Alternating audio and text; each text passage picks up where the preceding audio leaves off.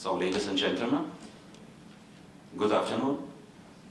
My name is Gintaras Bagdonas, and I'm a director of NATO Energy Security Center of Excellence, which is situated in Lithuania, in Vilnius. And I am a military officer, a colonel of Lithuanian Army.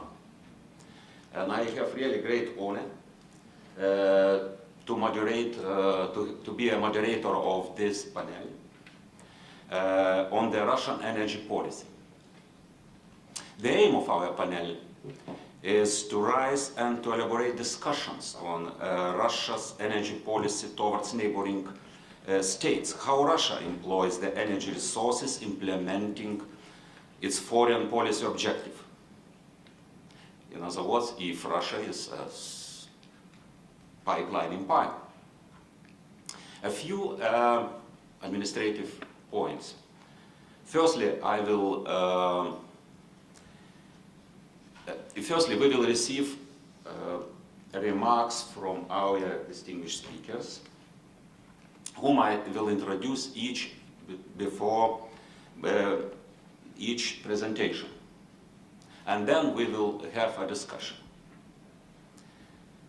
I would also like to ask, firstly, our panelists, also an audience, to speak clearly and slowly, especially as bearing in mind that we are a very international environment.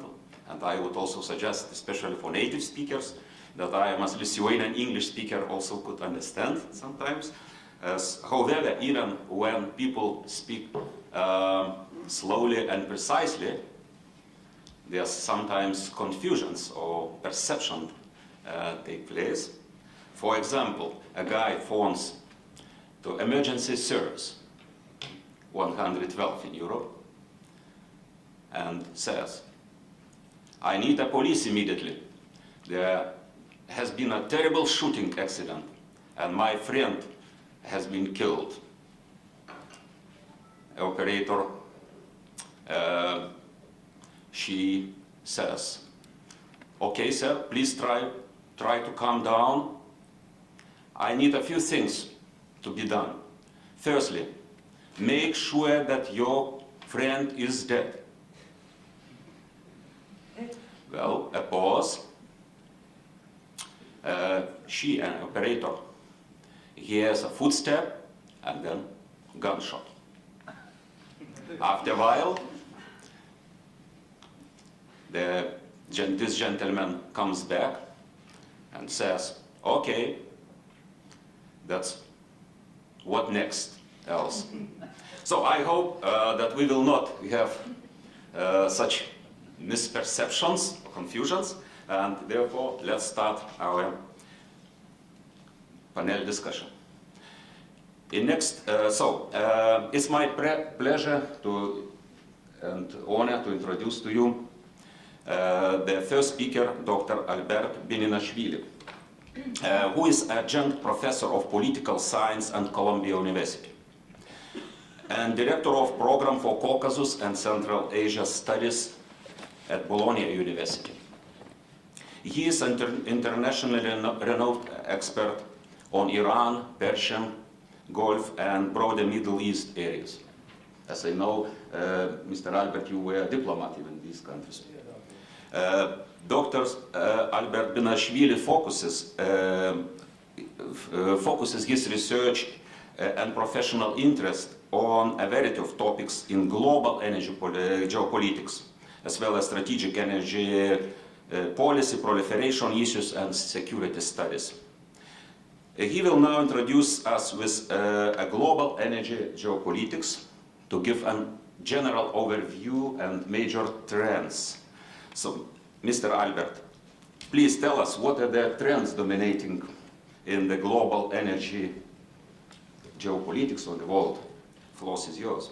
Well, first of all, it's a big pleasure being here in this distinguished audience to have a chance to share with you some of my observations, some thoughts related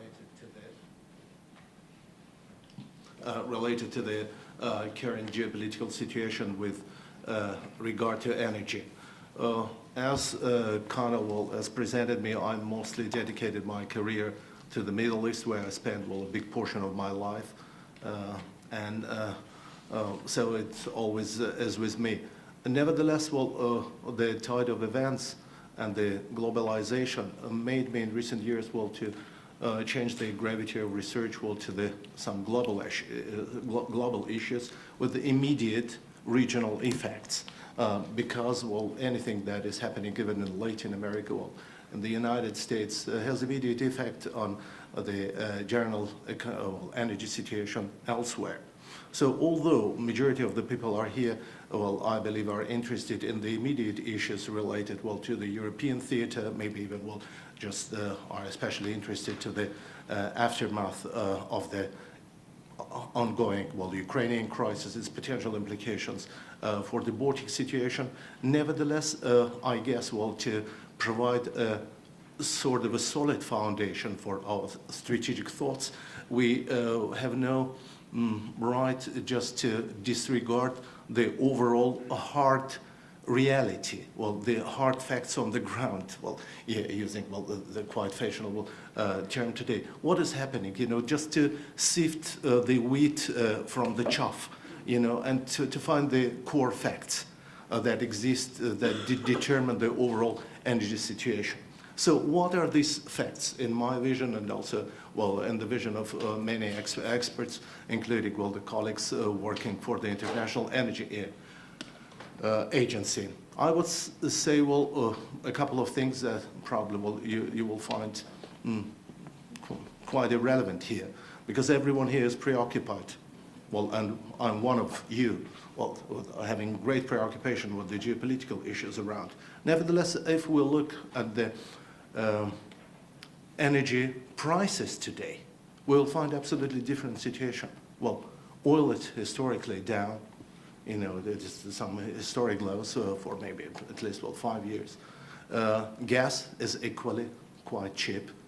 Gazprom is demonstrating, despite some sort of militant rhetoric, in Moscow and St. Petersburg, nevertheless, in the negotiations with the partners in Europe, is demonstrating absolutely unprecedented level of flexibility. Just whatever. On the one hand, in the Russian media, you see all this kind of threats and remarks that they say, look, we have all these binding commitments in our long-term contracts with the Europeans, pay or take, take or pay, then at long-term contracts. At the same time, in the one-to-one deals, when the Europeans are approaching them, they're prepared to apply a sort of a, quite flexible approach to this take or pay. They're offering plenty of discounts. They're demonstrating their, business-like approach. And this is also the fact. But at the same time, when we are analyzing, these hard realities, just the core realities of the energy markets, we have to take in mind, the overall situation. It is also related, normally in the recent years, we take energy together with the climate change.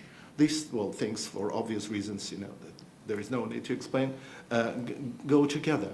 And in the climate change issues, it is extremely important, to curb the consumption of the fossil fuels. At the same time, if we look at the overall general statistics of the world, we will find that today, globally, $550 billion is being spent by the states annually around the world for the various forms of subsidies to the fossil fuels. Practically, just translating it into simple language, the governments of the world practically are saying, consume more and pollute more. At the same time, because we're here very close to the leaders in the renewables, the Scandinavian countries, the amount of the subsidies that go to support renewables are 5-6 times less. So this is also quite an interesting factor.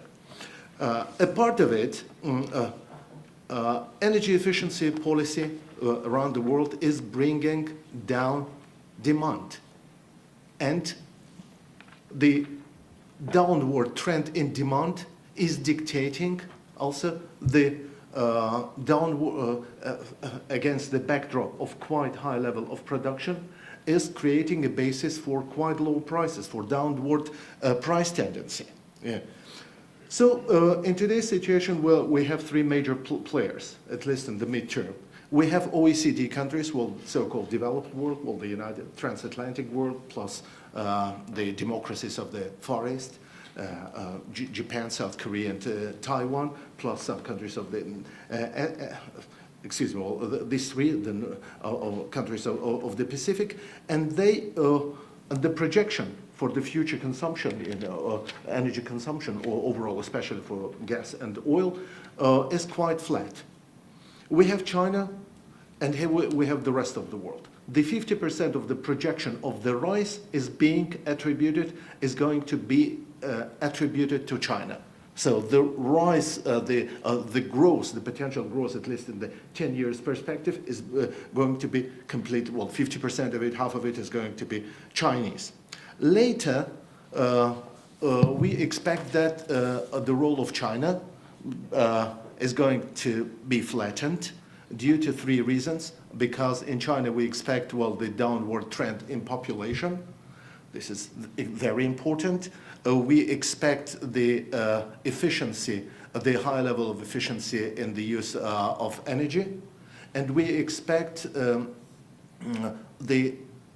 diminishing of the growth, of economic growth. Well, altogether, these three factors are expected to be translated into the downtrend for the consumption.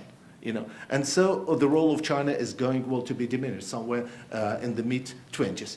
But India may substitute it. On the other hand, what are the hard shoulders of growth, on the supply side? We have, well, the great new phenomenon today, which is this shale revolution. Well, you definitely are aware of the various aspects of its geopolitical implications that it's bringing together. Yeah, and but purely in terms of the production, we have, well, American and Canadian production, we have Brazil, and we have Middle East. Yeah. In these countries, the expectation is that the American oil, shale boom, it is including, well, shale gas and LTO, which is light tight oils, and the various derivatives, will continue until the beginning of the 2020s. Then it should be flattened, and mostly, well, Canada will substitute it with the tar sands of Alberta, mostly.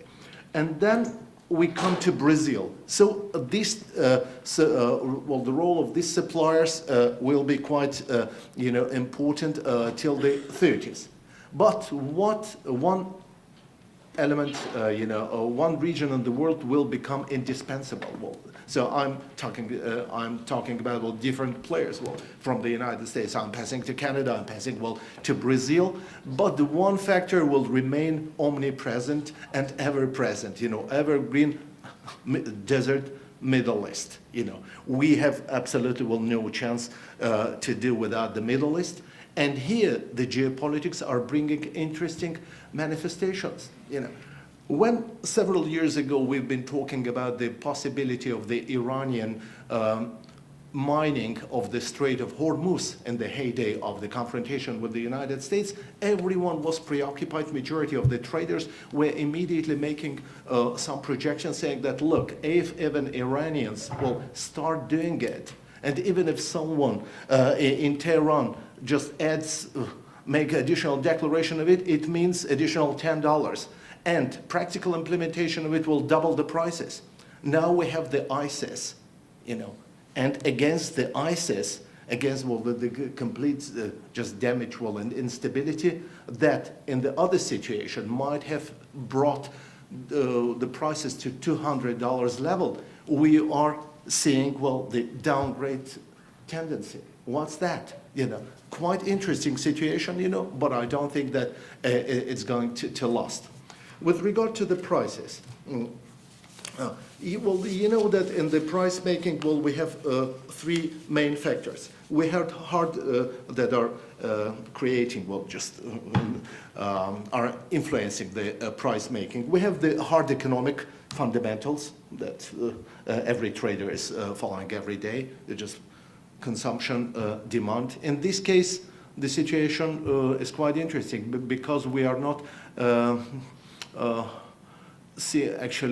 witnessing a high level of demand. We are still on the level of 92 million barrels per day. You know, although the expectation was that we should have superseded 100 2 or 3 years ago. This is the result of the crisis, the result of the efficiency, and also especially a result of the high level of efficiency, including China, that already is starting influencing this trend. Then we have market share. These are the hard economic factors. Another factor is the strive of the countries of the producers to guarantee some part of the market share. And here I want to make a bridge directly to Saudi Arabia. You know, that I just visited about 2 weeks ago and had a chance to talk to many traders and people close to the government. So the situation is, the role of Saudi Arabia needs no special presentation, you know. Just one thing, Saudi Arabia is the only producer that has the role of the swing supplier. Swing supplier means someone who is able to almost immediately increase the production by 2 million barrels per day. And in the world we are producing just 92. So this might be absolutely the game-changing factor. And so the Saudis now are prepared to accept, accept the low prices, much lower prices, for the sake of guaranteeing their share of the market. Yeah. Well, what the Saudis want to do? Russia mostly is presenting this situation as, look, the Saudis are helping us because they are creating, disincentives for the American shale production. If you look at the Russian paper, and I've done Russian serious economic papers, I have found interesting things that break-even price for the American shale production, in accordance to many of the Russian publications, is about $80, $85, $90. It means that if the prices go down, the American shale and LTO, tight oil, should be closed. This is it's far from reality. In the most uneconomical projects in the United States, for example, in Permian shale place, we are talking about $65.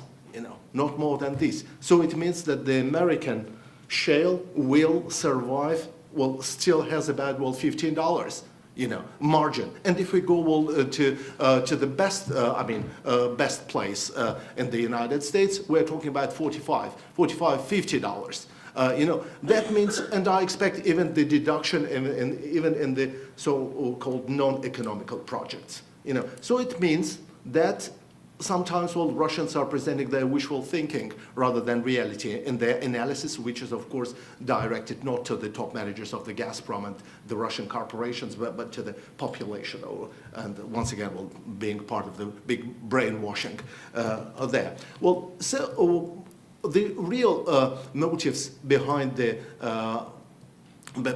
Saudi, motivation behind the Saudi actions today is to punish, to attain some geopolitical results. First of all, to punish Iran regionally, and to punish Russia for Syria, you know, for plenty of destructive activities. You know, I don't want to elaborate on it. In the Middle East, yeah, so just to cut their income.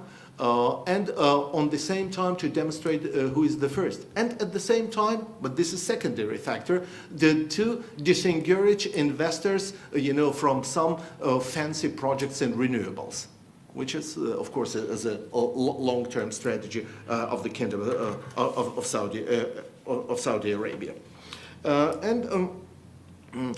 Well, this is what I wanted just to say. I don't want just to elaborate more due to the lack of time. Now, one point that I still have time, or just a couple of minutes? A couple of minutes, that I wanted to draw your attention relates to the Far Eastern dimension in the Russian politics. Well, on the one hand, everyone in the United States knows that the Obama administration, Washington, is turning the pivot to the East, the pivot to Asia. So changing the center of gravity in the American politics there and the American foreign policy to the Far East. We are seeing, practically observing the same situation in Russia.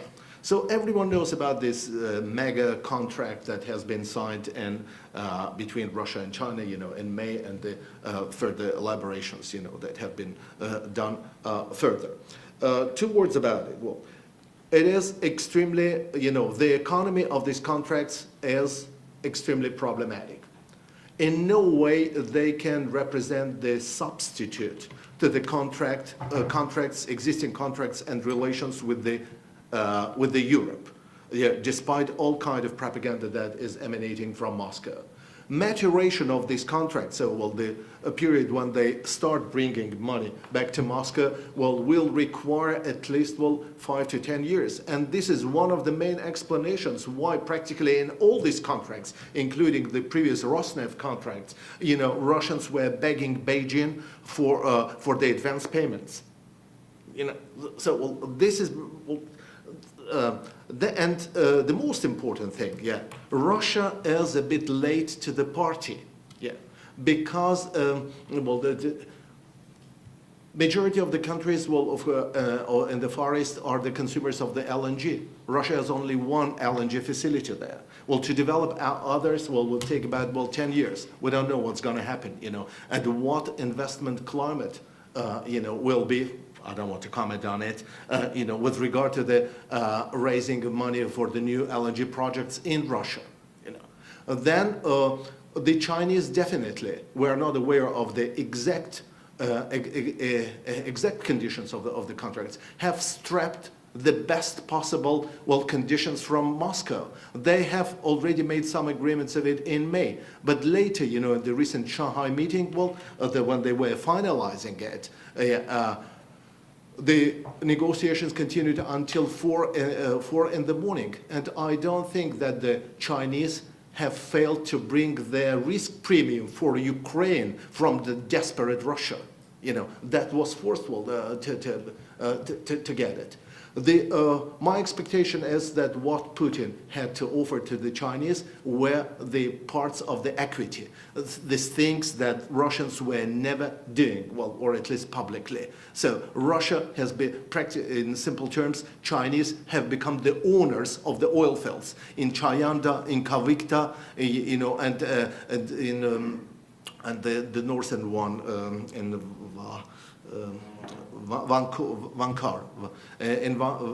Vankor, just obtaining big part of the equity. So all these factors will show us that we are on the threshold of very important geopolitical changes in the geopolitics of energy. They will bring the implications for Europe. Thank you for your attention. At your disposal for Q&A. Thank you very much indeed, Albert, for your interesting points you have raised. Thanks so much. And now I'm very pleased to introduce to you Dr. Tatiana Romanova. She is an associated professor and Jean Monnet Chair at St. Petersburg State University. And also Tatiana teaches at Tartu University.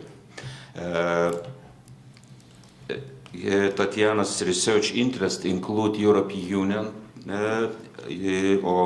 Russian relations, EU institutions and decision-making processes, and Russian foreign policy. She has authored several books and numerous articles. In the next 10 or 15 minutes, Tatiana will provide us with her analysis on what Russia's energy superpower implies in terms of internal and external policy. So, Ms. Tatiana, please share your view. Is Russia as pipeline empire? Okay, thank you very much. Yes, indeed, I took the title of the panel that was preset before me, and the title is The Pipeline Empire, and I decided to compare it with another label, energy superpower, that came into a political discourse in 2005 following the famous speech of Mr. Putin in the Security Council. And basically, the concept of the energy superpower is much more complex than the concept of the pipeline empire. So what Mr. Putin implied at the time was that it's not only about the export of raw materials, meaning oil and natural gas, it's also about the export of processed energy goods, like electricity, like oil products, like gas products. And also, here's a quote, he said that Russia has to become and initiate an efficient set in energy innovations, new technologies, and in the search of contemporary forms of resource and nature saving. And again, so we see that it's a much more embracing concept than the concept of the pipeline empire. The idea was to create this economic bloc of the Russian power in the world, which started from energy as a natural advantage of Russia, but which would go, in fact, further. But Russia has never been, in fact, perceived as an energy superpower, and the pipeline empire is probably an accurate description of the way Russia is perceived in the West, because of the stereotypes, but also because of Russian foreign policy thinking, Russian energy policy, external energy policy thinking sometimes. Still, I want to dwell a little bit more on the concept of energy superpower, and what I want to do in the rest of my presentation is just like to think about what is required to be an energy superpower, what Russia has done for that, and how the current circumstances in terms of the sanctions and in terms of the deterioration of the relations between the Russia and the West affect this concept of energy superpower. And so that's basically the logics of the rest of my presentation. So, what is required to be an energy superpower?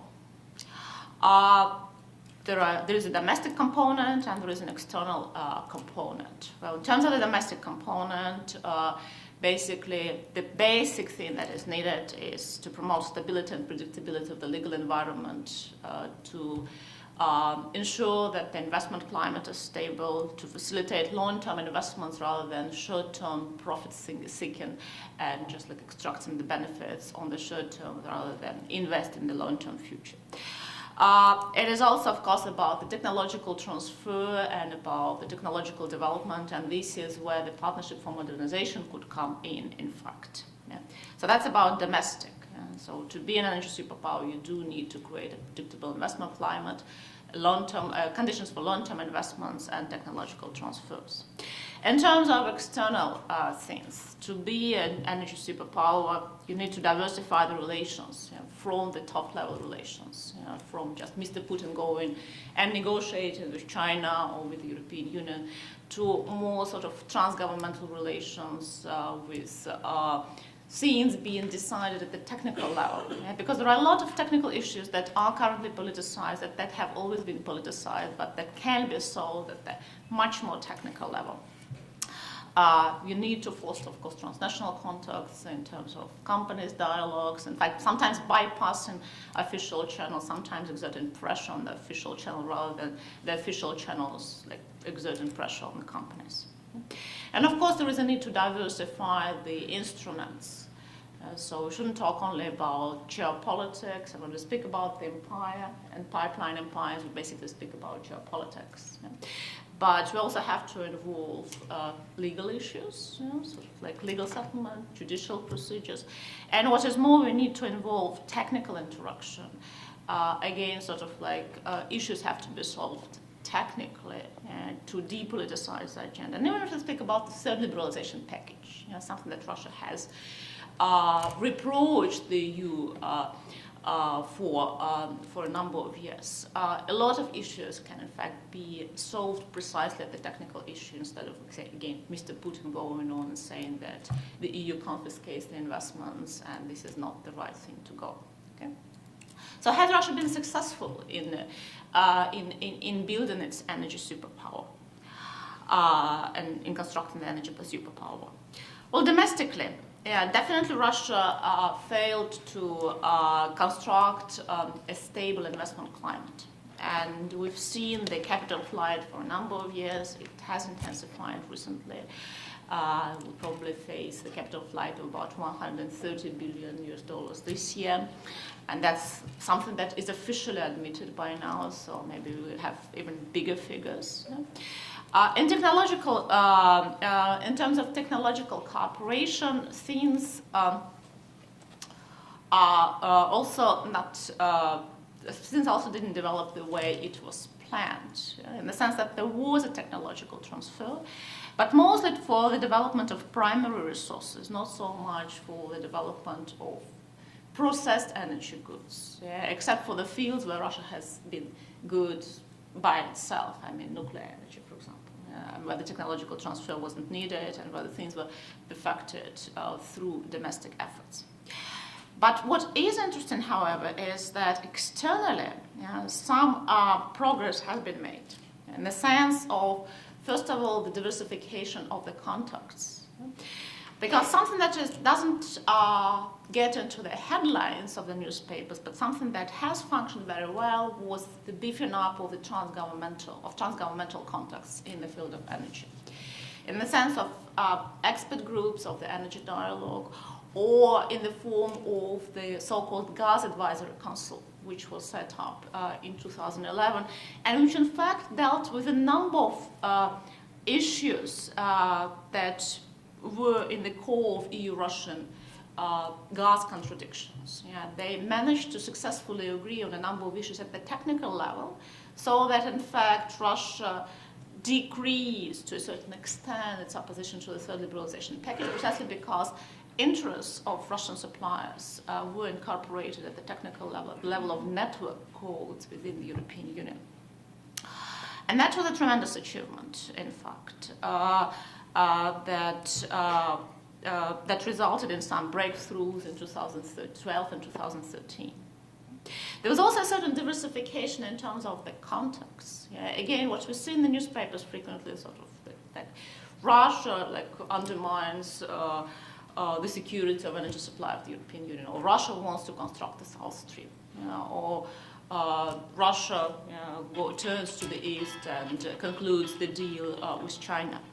What we see less is that there was this technical work, or what we see less that there is also Russia applying legal instruments to defend its interests, be it invoking the partnership and cooperation agreement with the European Union, be it invoking the bilateral investment treaties, in fact, to protect again investments and to protect Russian interests in the European Union, or the most the height, in fact, of this application of the legal instrument was the recent case that Russia brought in the WTO against the European Union and against the third liberalization package.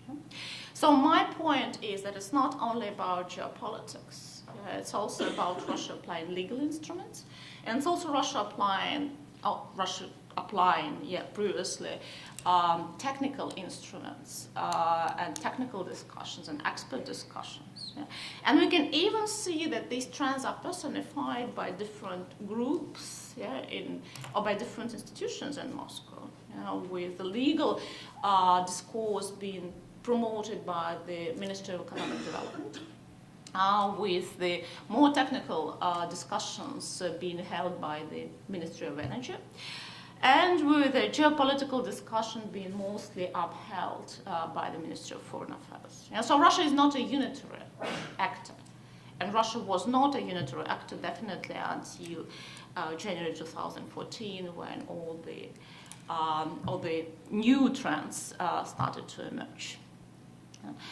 Therefore, basically, in terms of the external component of the energy superpower, Russia did manage to achieve some success. And that's something that has to be taken into consideration. So what about the current changes? And by current changes, of course, mean change in the geopolitical context, but mostly the sanctions that were progressively applied, or that have been progressively applied to Russia since March this year. Domestically, we do see a certain decrease of predictability, a further decrease of predictability in terms of the investment climate and in terms of the legal predictability. We have like these discussions on how the investments of the companies which which come from the countries that applied sanctions to Russia have to be treated in Russia. We have a very interesting discussion around Bashneft in Russia, which is of course not directly connected with sanctions. It is partly provoked by internal sort of developments in Russia, but allegedly it is also partly provoked by how certain businessmen in Russia reacted to the integration of Crimea into Russia. I'm using deliberately this word integration to avoid any political connotation. There is also an increased fear of technological development, and in fact those fears that have always existed in Russia. And they've been very well expressed in the draft energy security concept that Russia prepared, but that Russia has never approved. This fear of technological development is definitely much more pronounced nowadays because Russia sees how vulnerable it can be in case of any sanctions. What about external parts of this energy superpower thinking? What we immediately saw as of March 2014 was that all meetings at the technical level between Russia and the European Union were suspended. Not because the EU had this policy, because the policy was to suspend contacts only at the top level, but in fact all the expert consultations were suspended as well by the EU side, or they were postponed indefinitely.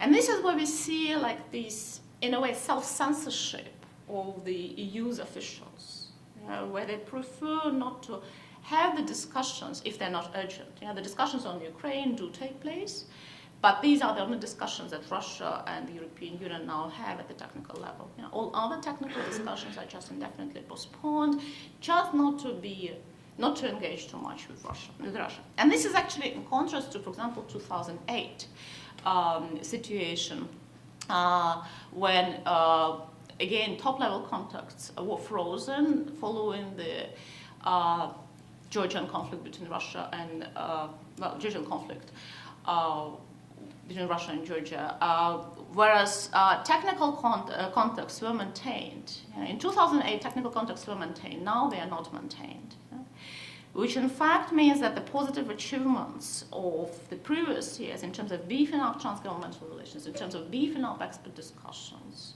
they're just like thrown away as well. So that thing that cushioned previous crisis doesn't exist any longer. Technical contacts are on hold. The legal contacts and the legal procedures are used, and in fact that goes in line with what the EU and Russia now do when they move away from their bilateral discussions, but they do hold consultations in multilateral bodies, especially in the WTO if you speak about dispute resolution. So like there is this increased emphasis on dispute solving and on geopolitical discussion again. So we see much more geopolitical discussions than we previously saw before the January 2014, just because those technical contacts are frozen. And basically, and that's why we now speak about the pipeline in Pi, because what we see now, like the essence, the core of the discussion is about that, about whether South Stream will be built or whether it will not be built, or whether it will be substituted with the southern gas route, whether Nord Stream will be used up to its full capacity, or whether Russia will not get access to free capacities over power just because the EU will apply strictly the third liberalization package. And what will happen ultimately with the transit through Ukraine, because If we want to engage Ukraine, then of course we have to beef up that transit, but I see little efforts on both sides, in fact, to do that. So basically, to conclude, we see that the current events, in fact, push Russia away from the energy superpower ambitions and basically devalue all the gains that were previously made at the external part of this energy superpower status in terms of technical consultations, in terms of trans-governmental contacts and transnational contacts. And because companies also, in fact, prefer not to develop the deals that were on the table previously. They try to postpone them. They again sort of like invoke the self-censorship. Even if their counterparts are not in the sanction list, they still stay away from Russia just because we don't know how the things will develop on both sides. And yes, we do see this push, in fact, of Russia into to this concept of the self-fulfilling prophecy of pipeline empire, which is of course not in the interests of either Russia or the European Union, I would argue, and definitely not in Moscow's economic interest to only stick to this geopolitical vision of energy relations. Yeah? But it is also not in the interests of the European Union, be it commercially or because then the European Union has to opt for more expensive supplies, or in fact in terms of sort of strategic European environment in a long-term perspective. So I'll stop here, and I will be happy to answer any further questions. Thank you very much, Tatiana, for sharing your viewpoint. Thank you. And we will await this question until the last speaker. So our next speaker is Mr. Bakhtiar Islambaili. Bakhtiar is PhD researcher at the Azerbaijan National Academy of Science. So Mr. Bakhtiar, please provide us with your point of view and discuss on the Southern Gas Corridor and its potential implication for Russia. But before you start your brief, I just would like to also ask you, Russia is, at least had intentions or still have intentions to build huge gas export infrastructure, including South Stream, Nord Stream 2 or 3 and 4. There's some improvement, and Yamal Europe 2, and there is also estimation, at least Russian sources gives, that Russia plans to increase up to 200 billion cubic meters of gas export in the future, if it is valid, of course, in terms of current crisis. So my question, why does Gazprom or Russia government want or need such a large export to Europe? Why the current existing infrastructure via Belarus, Ukraine cannot be upgraded, even bearing in mind that average of Europe is average before the financial crisis was 150 billion cubics of gas. Thank you. Thank you very much. Thank you very much, Mr. Chairman. First of all, I'll try to limit my academic freedom, and as an officer in reserve, I'll try to follow instruction of Colonel to be within 15 minutes gap, so I'll do my best. Good afternoon, ladies and gentlemen. I'll come back, if you don't mind, to that question as part of my presentation. But what I'm going to talk about within the next 15 minutes is basically what is the Southern Gas Corridor, why Southern Gas Corridor is supported and actually proposed by EU and supported by some regional countries. Why is some people in Russian management are not perfectly happy with that project, at least in long-term perspective, and how that project would impact the Russian foreign policy in the region. And come back to the question of the chairman, how that pipeline will sit in the overall pipeline map to Europe, generally speaking. So, why Southern Gas Corridor is that much important?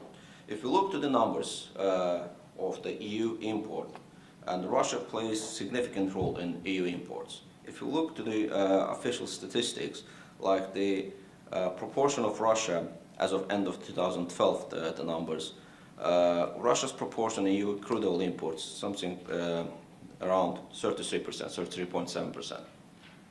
Russia's portion in the natural gas import, in EU natural gas import, is 32%. Although it's decreased from 45% in 2002, but still by the end of 2012 it was 32%. And overall speaking, more than three-fourths or 76.8% of EU import of natural gas in 2012 came from Russia, Norway and Algeria. If you look to the same numbers for the crude oil, 53.6% of crude oil comes from Russia, Norway and Saudi Arabia. So Russia plays significant role in supply of crude oil and natural gas to Europe. And that role is increasing. And therefore, but the supply itself is always challenged either by the transit countries, Ukrainian crisis back in 2008, 2009, war in 2014, or by geopolitical push from Russia's side. So more Russia imports natural gas and crude oil to Europe. Higher Russia's portion in EU energy import, more stronger Russian voice in European matrices.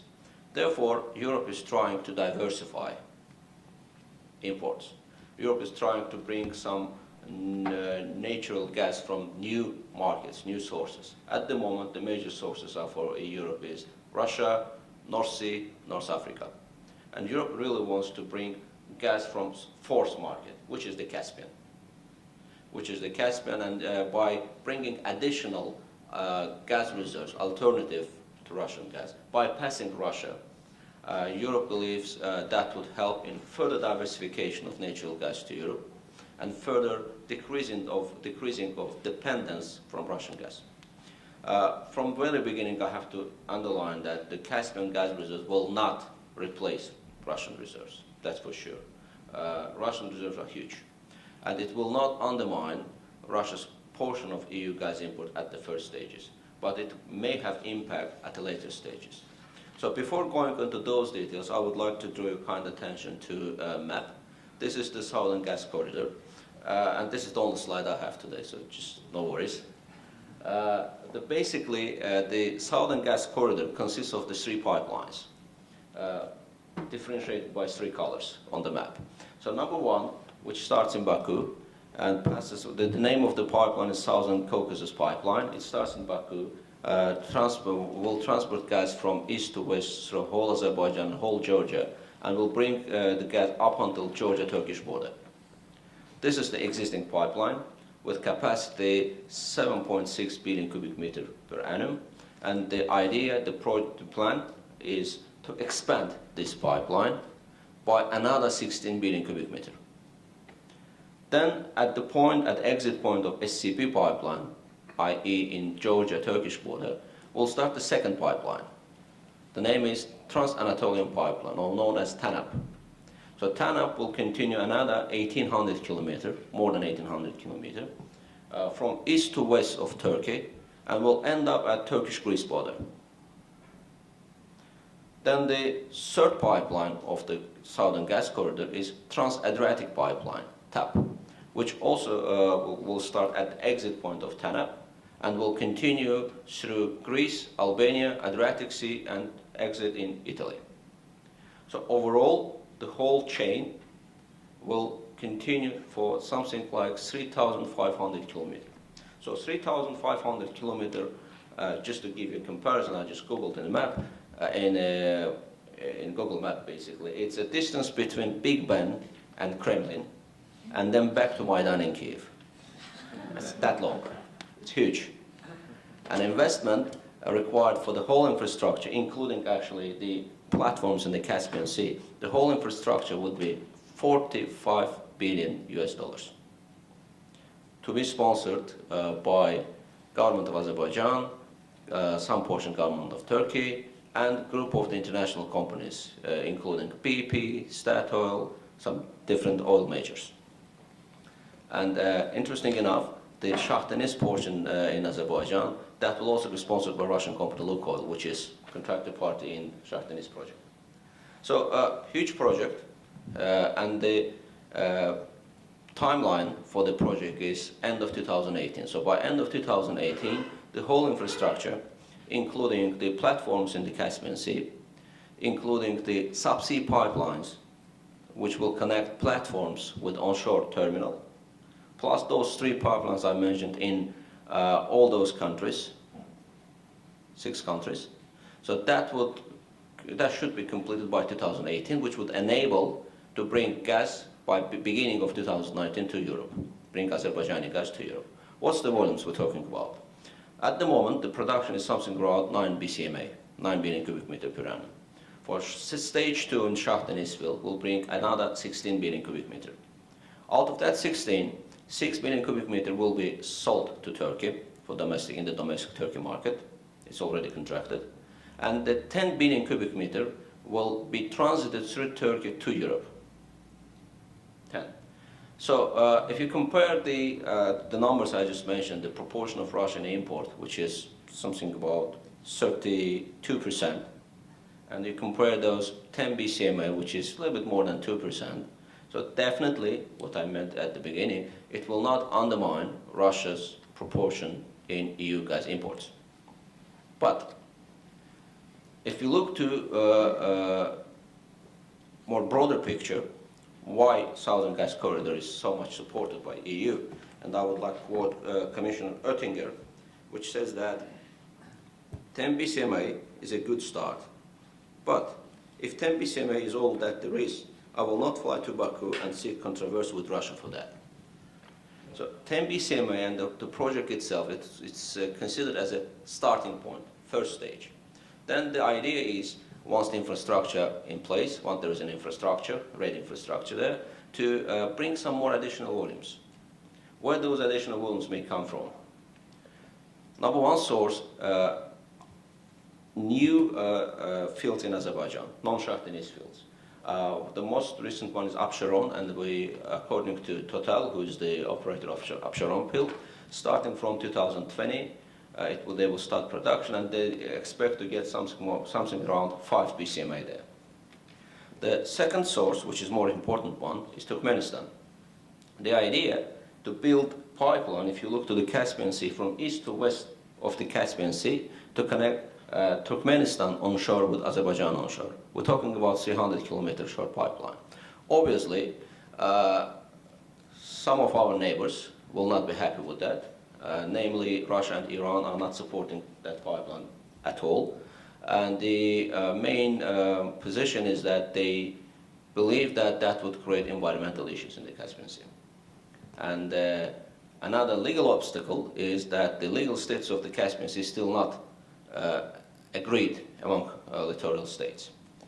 But the important moment here, which none of my colleagues experts really paying much attention actually, is that out of that 300 kilometers, something like 110 kilometers already there, which is basically the subsea pipeline that already connects platform in Azerbaijan sector of the Caspian Sea, in the Shah Deniz platform, with onshore terminal in Baku. So 110 kilometers already there. So it's not necessarily to build brand new 300 kilometer pipeline.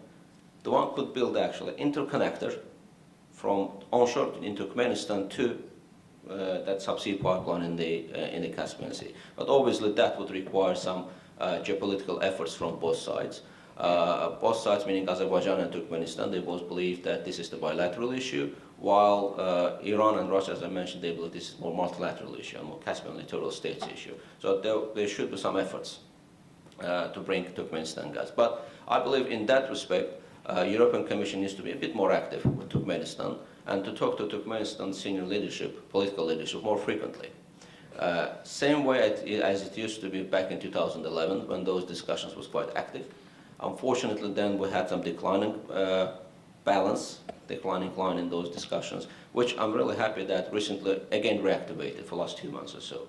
We've seen the number of the visits, number of the discussions, and actually Turkmenistan now is more actively proposing that Trans-Caspian pipeline to be realized in the future. Then we can talk obviously about the resources in Turkmenistan. The resources in Turkmenistan are enormous.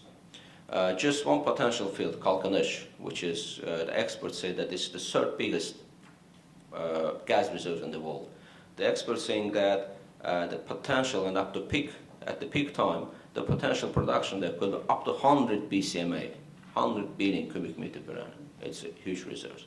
And that should be enough for Turkmenistan to try to export gas reserves in different directions. At the moment, Turkmenistan got the ready pipeline to China, ready pipeline to Russia, existing pipeline to Iran, talking about the new TAPI pipeline, which is Turkmenistan, Afghanistan, Pakistan, India, which aim to be started next year with another 33 BCMA. So directions are quite big, but Turkmenistan still didn't reject to the Western direction. Although Turkmenistan didn't take any commitment to bring to West, but I believe, I would call it, the door is closed, but not locked. You can unlock the door at any time, especially if the infrastructure that I just mentioned will be ready by end of 2018. At the moment, I believe that Turkmenistan just taking some time to see how the infrastructure will be developed. Once the infrastructure is developed, and there is an existing energy route, and it's just a matter of the bringing gas to Baku from Turkmenistan, I believe they would join that infrastructure. I would say they have to join that infrastructure for the sake of the diversification of their export routes. They cannot, with increasing production, they cannot really dependent on export routes from China and Russia heavily. They need some third export route. So one more potential volumes could come from Turkmenistan. But I'm trying to make it short. With some potential development with Iran, there could be some more volumes coming from Iran through Turkey, and northern Iraq should not undermine. With some further developments in northern Iraq, in Iraqi Kurdistan, there is already started production there, and the aim is to have a 4 BCMA by 2017, which will be increased to 10 BCMA by 2020, and up to 20 BCMA after 2020. Out of those exports, some 10 BCMA will be again sold in Turkey for domestic market, but there will be additional 10 BCMA ready to Europe. So overall, if all the projects will continue in the way that they are planned, so by sometime mid-2020s, we can see instead of 10 BCMA, something about 30 BCMA, 40 BCMA coming to Europe. So that would change energy map of import in Europe, in EU. That could change the Russia's proportion in EU gas import. Again, I would like to quote Commissioner Oettinger, which is very optimistic. He said that he believes that the corridor will have potential to meet up to 20% of EU gas need in the long term. The 20% would make something around 100 BCMA. So I believe it will not come to 100. I'm not that optimistic as Commissioner Oettinger, but I still believe that something around from 30 to 60, depending on the different developments, geopolitical developments and also technological developments, something between 30 to 60 BCMA could be delivered through that infrastructure to Europe. Then the question is, if that's so obvious, how would Russia react to that? Would Russia happily observe the implementation of those infrastructure projects and just to wait until that time when those 60 BCMA will come to Europe and then Russia proportion will be decreased? Yes, of course, there are some discussions in the eastern part, Far East, that my colleagues just mentioned, etc. But I believe Russia is still interested in having its dominant role in the European market. So potentially, there is a chance that Russia will use its geopolitical power and a highly influencing role in the former Soviet Union area, try to stop those projects, try to decrease the speed of realization of those projects. I'm not saying that it would be enough to stop the infrastructure itself. I believe the EU support and then the regional leadership will take it further because there are too much interested parties in that game. But for bringing additional gas volumes, the pressure will be there on Turkmenistan, the pressure will be there on Azerbaijan, and if we look to post-Ukraine world, and if we think about what could be the next, where could be the next region for the Russian military activities. So from time to time, I believe Russians, unfortunately, senior leadership trying to exercise some military exercises to increase popularity within the country. So depending on the geopolitical movements, those next one could be anywhere, starting from Belarus up until northern Kazakhstan, including Azerbaijan. And taking into account that out of the 45 billion, something around 15 billion will be invested by Azerbaijan directly. And another part of the investment will be covered by Azerbaijan indirectly through the production sharing agreement and cost recovery mechanism. That means in order to stop the project, Azerbaijan is heavily on the target for political pressure. And what could be those political pressure, basically? The political pressure could be anything at the economical level up until the reactivation of the Karabakh War. And that would be quite easy.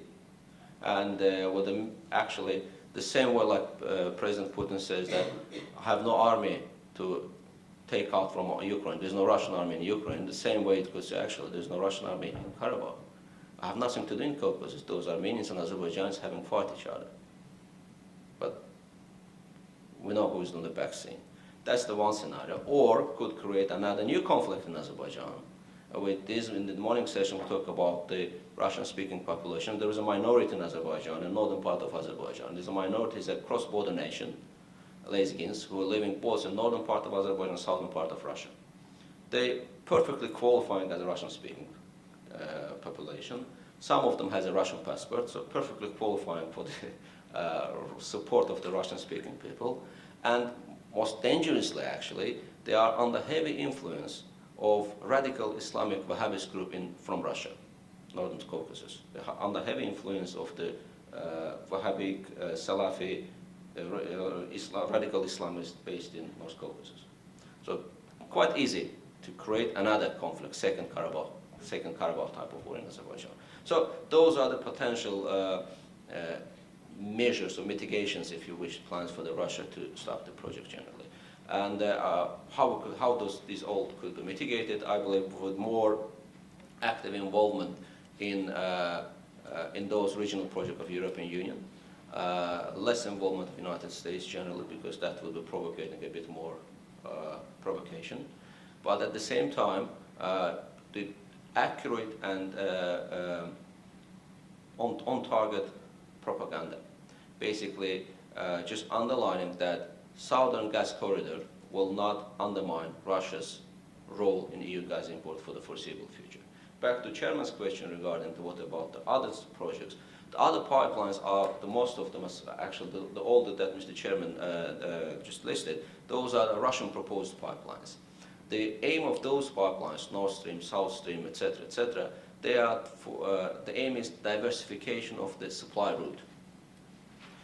Those are the projects proposed by Russia by bypassing the transit countries, bypassing the Ukraine, Nord Stream and South Stream.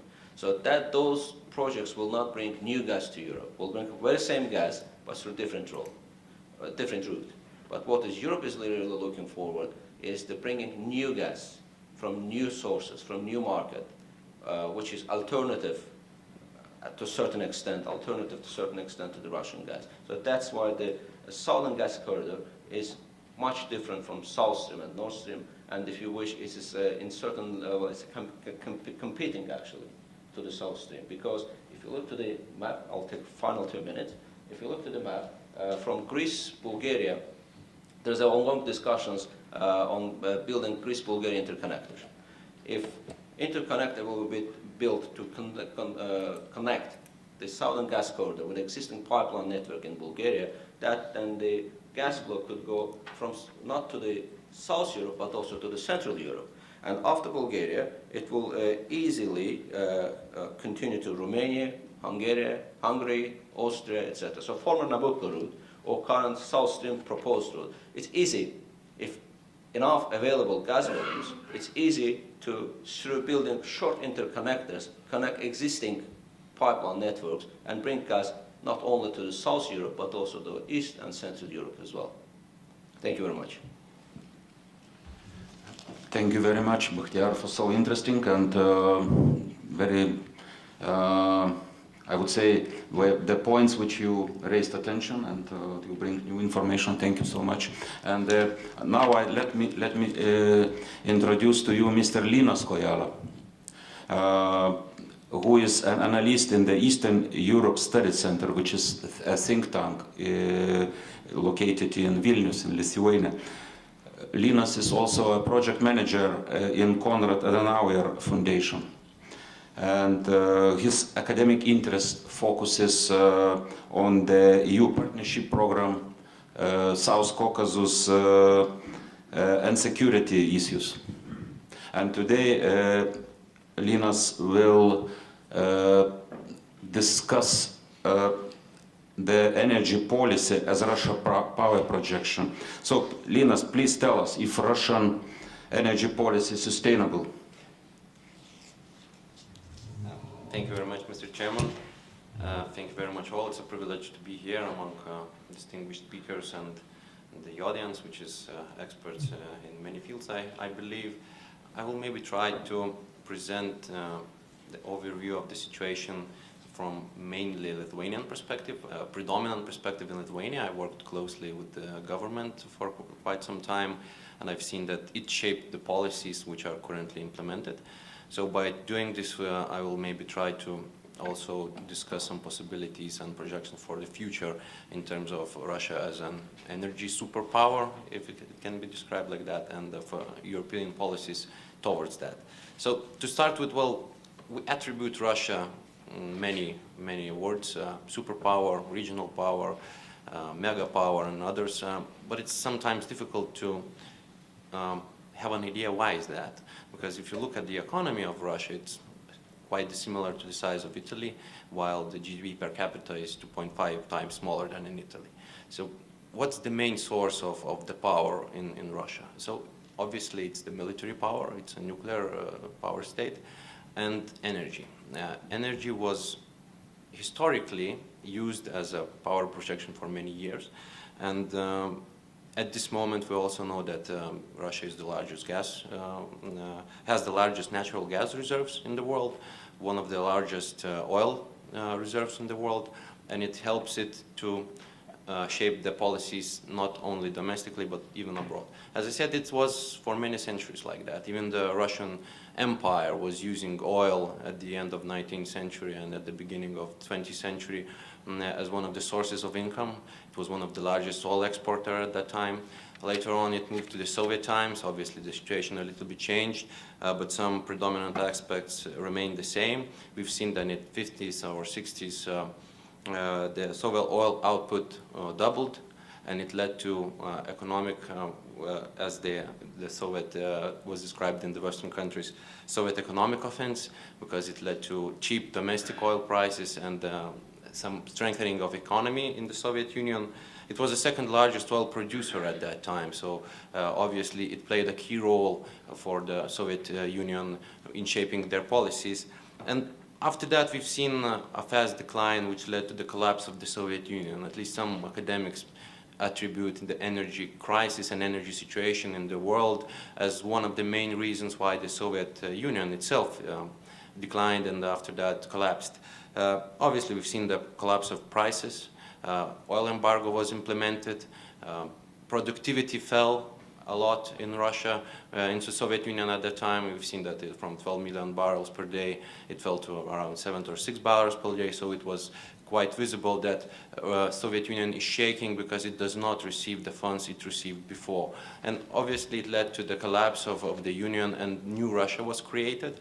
But still, the energy was a key factor even in the new Russian reality, if you could say so, during the Boris Yeltsin era. But energy remained in some sort of disarray at that time. We've seen oil prices obviously remained very low, just under about $20 per barrel, and it led to economic difficulties. Productivity, unfortunately for Russia, remained very low, and it led to oligarchization of the energy sector. And after that, obviously, the government was desperate to stop this decline, but it did not succeed, and the economy was declining for around 40% in 1991, 1998. And we've seen that it's directly involved with the situation in the energy sector. And then obviously came Mr. Vladimir Putin, and everything was put in place quite soon. Experts attribute that he simply came at the right place at the right time, because the energy was getting more expensive at that time. Also, he followed some reforms which were difficultly started during the Yeltsin's era. And he based his energy policy on 3 pillars of nationalized energy companies, Rosneft, Gazprom, and Transneft, and which is quite remains the same to this moment, and productivity improved. And I would say that it was basically the most important factor for the economic growth of Russia and for the current political situation in the country. So what do we have at the moment? We understand that energy policy has also a direct influence on foreign policies and for the perceptions of Russia towards its neighbors. It's quite obvious that, as realist perspective from international relations says, an increase in relative material power leads to a corresponding expansion in the ambition and scope of countries' foreign policy in many cases, and we've seen that in Russia. How to understand it? Why that Russian energy policy is now described as a weaponized, or at least used as a weapon towards some countries in the region and in the world? In many cases, we say that Russia is a country which is unpredictable, which cannot be described easily, but I found Winston Churchill's quote very interesting and quite useful even for today. He once said that, "I cannot forecast to you the actions of Russia. It's a riddle wrapped in a mystery inside of enigma. But perhaps," he said also, "there is a key, and the key is the national interests." So if we agree that energy plays a crucial role in determining the Russians' national interest, we could try to look what aspects does it lead to. I would say that 3 aspects are predominant to this day, Russian national interests and goals. First of all, it leads to an internal stability and stability in the Russian society. One easy fact to describe it, well, if Russia exports around 150, 60, something like that, billion cubic meters to Europe every year, and it gets 60 billion US dollars for that, they consume internally around 30% more in Russia, but get 3 times less money for that. So we see that domestic consumption does not lead to that revenues that they receive from the exports from Russia, and because the exports must fill the gaps for that situation in Russia, because the cheap domestic prices are used for economic growth and the stability of the society. Secondly, obviously, energy is used to maintain Russia's influence in the region, and the term near abroad is quite common. The post-Soviet countries are described like that in Russia sometimes, and we see that concrete facts of it. For example, after the Maidan, when it was ongoing in the spring, we've seen that the price of gas was raised by 80% by Russia, while it was considerably cheaper during the Yanukovych era.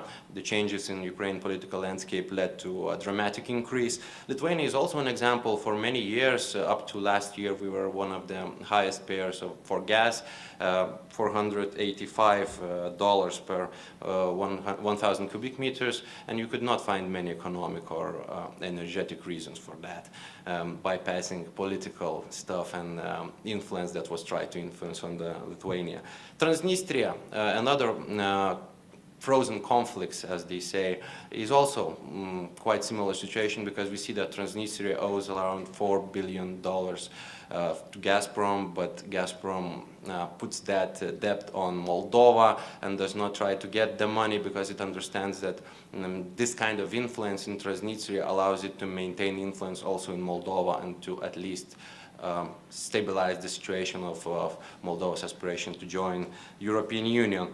Threats of cutting gas are obviously very much observed in many Western countries. Ukraine was an example which was observed quite a lot recently, because around half of Russia's exports to Europe comes via Ukraine. That is why we see the project of South Stream, which would bypass Ukraine and would lead to gas transmission to Europe. We've seen Nord Stream, which was successfully implemented without any support from Baltic countries, obviously, and Poland, which try to argue that it's not an interest of the EU to bypass many countries and just directly link Russia with Germany, but it was implemented, and we see that similar projects are projected for the future. And thirdly, energy allows Russia to be, or at least to describe itself as one of the leading, or one of the most influential countries in the world. And for Europe, it's quite obvious why. We've heard some numbers. I will not maybe repeat that, but quite I think a showing example is that while European Union imposed economic sanctions on Russia, historic economic sanctions, third-level economic sanctions on Russia quite recently in September, they did not directly attack the Russian gas sector. It was not touched like that. The Gazprom was not touched by the economic sanctions, and we understand why, because Europe is highly dependent on that. So just briefly about the alternatives. We hear about a lot of discussions about alternatives for European gas. One was described by my colleague. Others are also quite oftenly discussed in many media circles. So just trying to look at them is always quite a difficult task, because you have different facts about the same situation. So it's on the one hand and on the other hand. So a couple of examples in that sense, in that logic, on the one hand, on the other hand. So on one hand, we still see that many contracts which European nations have with Russia are long-term contracts, which will last for 10 or even 35 years. It's not the case for Lithuania, which will have its contract ended in 2015, I believe. But many cases have long-term contracts, and it will be difficult to renegotiate them, to reduce the volumes or to reduce the prices, even if Europe will have alternative supply sources. So it will be a situation for many years. Quite similar to this day. And also it is estimated that up until 2020 or even more so or even longer so, Europe will buy in excess of 115 billion cubic meters of Russian gas, which is a little less than now, but still a considerable amount of gas and considerable influence of Russia on that sector. But on the other hand, due to LNG terminals, which are becoming a trend in energy sector, and other options available, it is estimated that the most vulnerable countries, such as Lithuania, such as Finland, which bought 100% of their consumption of gas from Russia, will reduce this levels. For example, Lithuania might reach the levels of 30, 40, 50, something like that percent of gas will remain coming from Russia, but others will be supplied via different routes, via LNG, first of all, which was LNG terminal, which was opened last month in Lithuania, and maybe via other projects if they are successfully, infrastructural projects if they are successfully implemented in European Union. Secondly, the gas demand, on one hand, it will not increase substantially, but Europe will produce, Europe as a region will produce less conventional gas itself, so it leads to the situation that even though the demand may not increase, the numbers are quite flat, the imports will play a bigger role, so obviously Russia is one of the main import supplies. But on the other hand, we've seen that Azerbaijan, Turkmenistan may be new sources of supplies, and also, once again, coming back to LNG, trade could double to 700 billion cubic meters per year in 2020 and 2030, so it will diversify the supplies. And thirdly, maybe I will not elaborate on that because it's about China. I just wanted also to say that even though Russia tries to reduce its vulnerability to European markets, it does not seem to be the case, at least for the upcoming future, because many of the gas which is imported to Europe is not directly linked with the gas that will be imported to China. So what do we have at the end? I would say that Russia will retain energy as one of the main sources of supply, and energy will remain as one of the most important factors in its domestic policies. But we see also that Europe will move in the next 10 or 15 years from being in a situation where it's vulnerable to Russia. Vulnerable means that it actually does not have many alternatives to the gas of Russia. It leaves you vulnerable because you don't have any other choices, to the sensitive situation. Sensitivity means that, yes, of course, Russian energy policies and changes in the prices and other restrictions will have a considerable influence on Europe, but Europe will have alternatives, which will be costly, which will be maybe not that effective or efficient, but these are alternatives which will not led to that vulnerability which is at the moment. And completely to the end, the last sentence, probably another quote from a historic man, Otto von Bismarck. He once said that when he was asked what's the secret of politics, he said it's to make a good treaty with Russia. now it seems that the idea should be the following. It's not to make good treaties, but to present Russia with a consistent and well-thought energy policies which will lead to decline in its power, at least in the near abroad of its neighbor. So thank you. Thank you very much, Linas, for your informative contribution. And ladies and gentlemen, now your time for questions.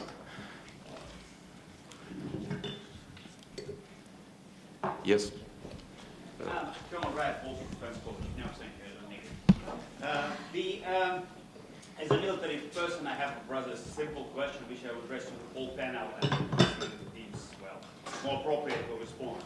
And the question is on one non-existent yet pipeline. So the question is as follows: how good or how really profitable is a Russia deal with China? Because if you take into account the factors like that the deal was actually made on the prices of China, not on the prices of Russia. The oil prices are down and will stay down for some certain period of time. The oil field from where they actually plan to pump oil is, I would say, underdeveloped yet. The pipeline and all supporting an infrastructure, well, non-existent. And actually, the China is very reluctant to give the money to Russia. So basically, obviously, they need to go and get loans somewhere else. And that's going to increase the overall cost of the project. Well, in the term when we kind of summarize those things, it sounds like zero. What is your opinion on that? Yeah. Thank you for your question. The suggestion to take several questions and yes, an officer. Major Aas, student from Defense College. I have a question about Russian domestic consumption. In terms of if revenues from international energy exports are shrinking, would there be a possibility that actually Russia considers possibility to cancel the domestic subsidies for energy consumption in order to ease pressure on state budget? Or is it something which is even dangerous to think about in terms of internal stability? Thank you. Your question. Who would like to take it? Another one, that last for this, please. Yes. Martin, Jackson Tourism Studies, Warsaw. Two questions. One to Tatiana Romanova. We have at least four issues, major issues between Russia and EU on energy. We have Opal pipeline, an issue of exemption from the FIT package. Decision ready since December last year, suspended. The second issue is the DG competition antitrust case against Gazprom. Decision suspended since spring at least this year. The issue of supply to Ukraine and transit through Ukraine, we have just interim agreement for winter, and the issue of South Stream, which they are under technical negotiations. The question is, do you see a linkage between these issues? Are there a package, or do you see that the possibility of a package deal between Russia and the EU on that matter, for matters? Second question goes to Bakhtiar from Baer. You quite well described the potential of the Azerbaijan as both source and transit country, and also you quite well described the Russian instruments, how to derail that. Two issues with that. One, in your perception, these 10 billion cubic meters is acceptable for Russia to take, having in mind that it could be, for example, partially directed to the Italian market, which is supposed to be also South Stream final market. And the second issue is whether it is an issue of China also, in case of TCP, in the case of Trans-Caspian pipeline.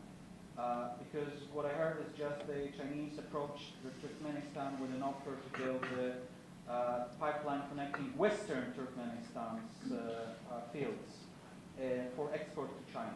So, Thank you. Before I pass the first question to Albert, I just would like to add, as I know, there's estimated $55 million, billion dollars is required to fulfill Russian commitments. Only building a pipeline. It is data from Reuters from article. I just have 55 billion. Well, that's and the deal which was done between Russia and China says that Russia, has to implement pipelines and start to supply China until starting from 2018, and providing almost 40 billion cubic meters, if I am correct. So, Albert, please, if you can. Well, Colonel just indicated quite interesting figure about, well, $55 billion. You know, this is directly related to the what I would call dubious economics behind the Sino-Russian deal. You know, well, it may, seem quite big amount of money to you, but it's if you look, you know, from the Kremlin, it's something that you can afford another Sochi Olympics, you know, a nice, so it's something, you know, bearable for Russia, you know, don't make big fuss about it, you know, but speaking seriously, or trying to be serious about these matters, I would say that personally I see big disproportion in this alliance. Well, some people in geopolitical terms will start to speak about, well, the problems that derive from the axis, Sino-Russian axis. Well, normally axis, you know, is something that is supposed to be between equals, you know. Russia now, I remember when I've been a student, I was studying economic geography, you know, somewhere back in the, end of 70s and 80s, you know, I remember, well, the economic potential of Russia, of the Soviet Union those times, was at least, 3-4 times bigger GDP than that of China. And the population was only, 3 times less. You know, now we are talking about, 10 times difference in population. Of course, the Chinese economic growth, demography is changing, yeah, but at the same time, we're talking about the GDP, which is at least, 5-6 times bigger than that of Russia. And even in the longer term perspective, we are finding Russia now in stagnation, maybe even in recession with the second recession of Putin. And the projected figures, you know, about, very optimistic ones, about 2%. I don't think that it will be, implementable in the future years, will probably will bring us to the situation when the gap will even widen between Russia and China. In this situation, I don't think that Chinese really are taking Russia as an equal partner.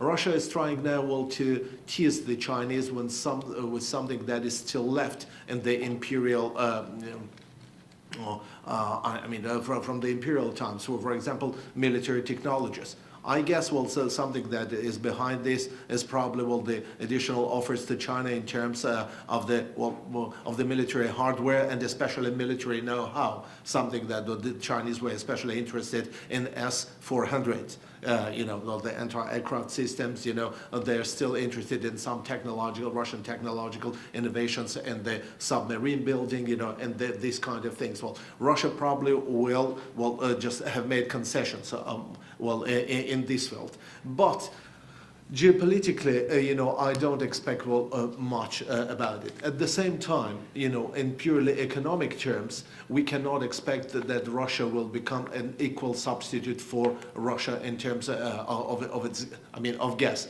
Gas is producing something about 50 billion, generating $50 billion, from Europe. At the same time, oil is have generated almost 200 billion. So this is in favor of Putin because it's not the biggest money maker. But at the same time, China is looking at the Russian gas not at the for Putin. Now the contract with China is almost everything. For China, it's only one of many deals. Nothing more than that. Another thing, it will be the price tag for Moscow. Russia will be forced to very seriously to curb its ambitions, in Central Asia. Because personally, I don't believe, of course, many in this hall would agree with me that potential next area for some sort of, exercises, power exercise of Moscow might be northern Kazakhstan.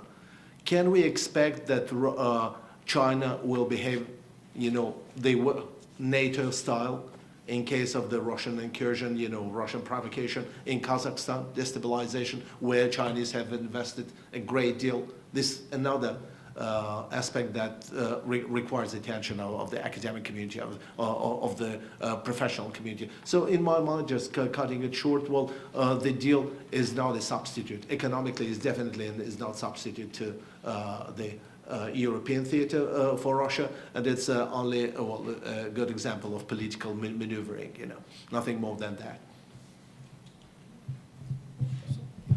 Right. Well, firstly, I will pick up on the Chinese deal. We have to keep in mind that we don't actually know what the details of the agreement are. We speculate about it, but most of the information is confidential about the pricing, about the exact conditions, and about many issues. Yeah, but I would agree that it's mostly about geopolitics. One thing that we forget when we speak about construction of pipelines, be it the pipeline to China, be it South Stream or Nord Stream, is that, we mostly think about gas and about geopolitics, but it's also about pipeline construction per se. It's a pure Keynesian measure for Russia. It's something that keeps people busy in Russia. So the construction of pipelines itself is important domestically for Russia. It's a Keynesian measure, and it's also something that redistributes profit among the elite, political elite.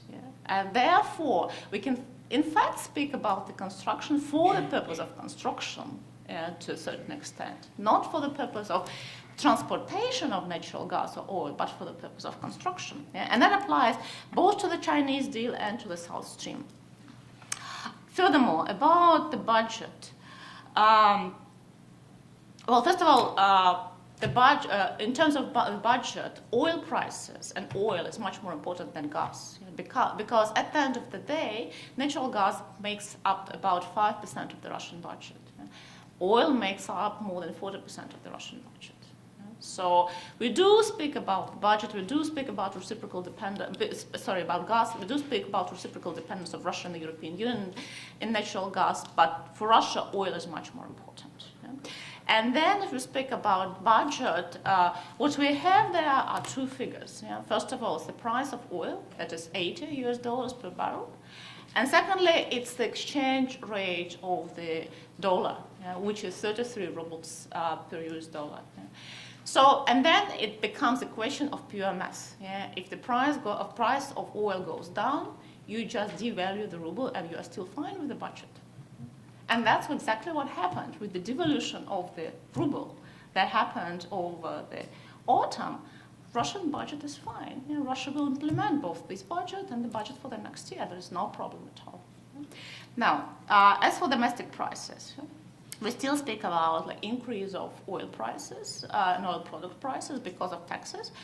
But even if we speak about natural gas prices and oil prices, they're pretty much liberalized. They cover the cost of production, transportation, distribution, and the minimum rate of profit.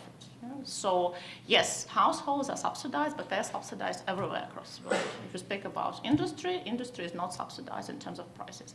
Natural gas prices are naturally lower in Russia than in the European Union, but they still cover all the costs that are incurred in Russia. They are lower in Russia because the price model is different, and that's it.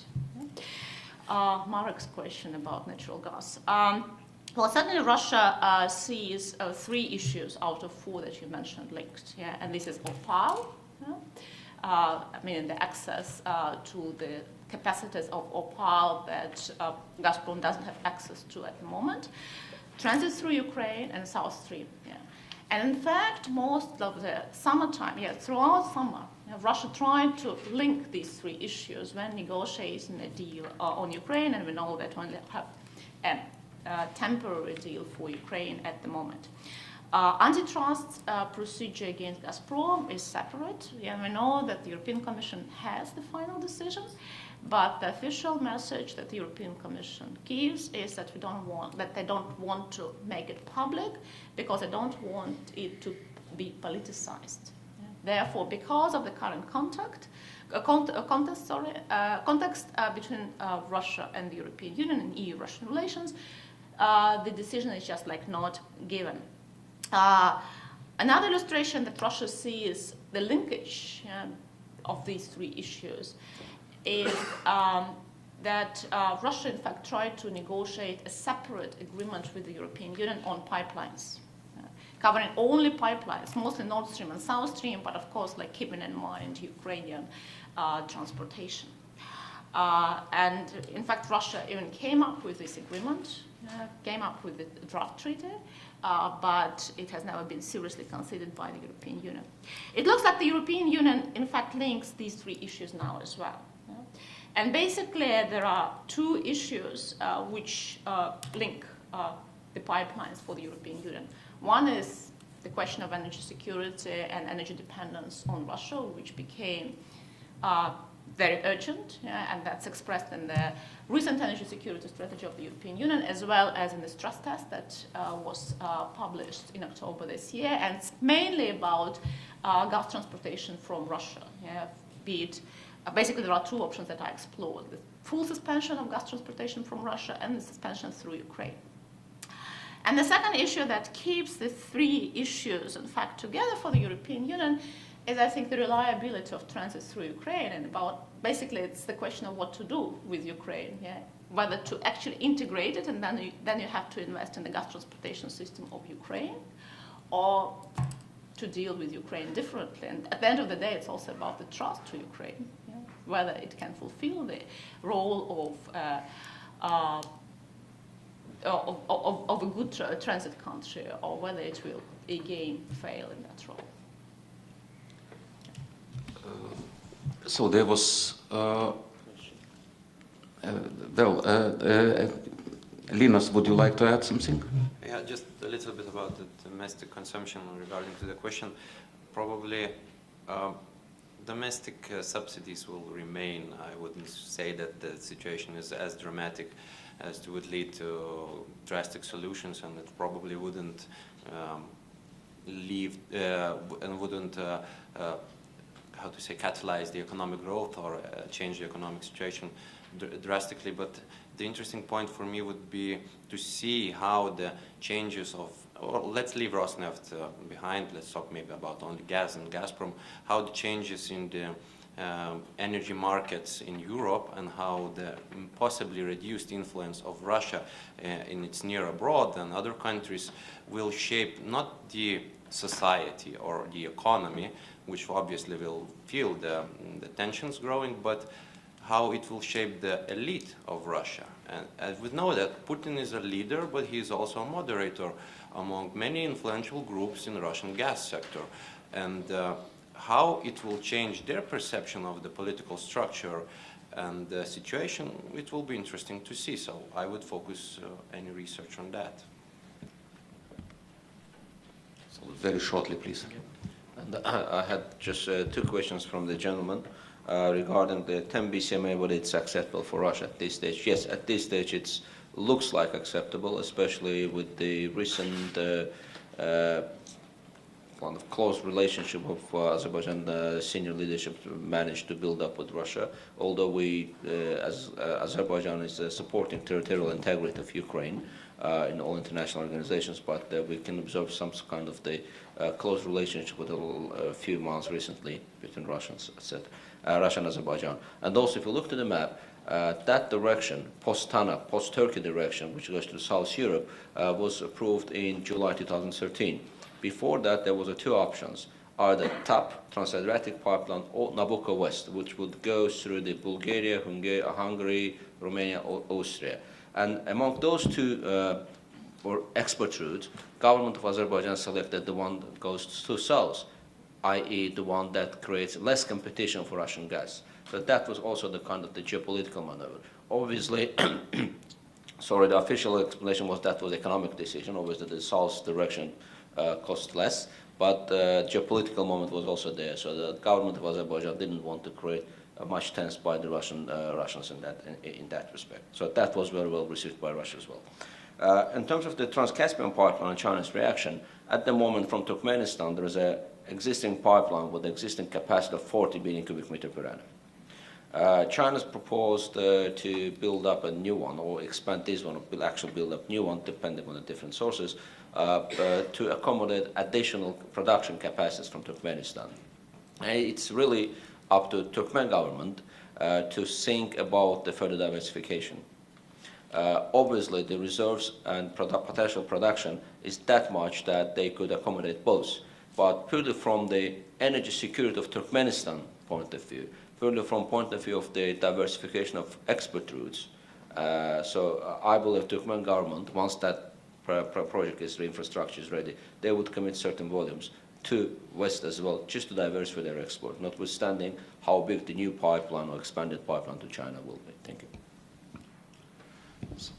Ladies and gentlemen, I looked at my watch. Really, I believe you have many questions, but I would suggest to discuss during the next coffee break. And I believe we have the fabulous questions, answers, a great panelist, and I ask you to give applause to our panelists. Thank you.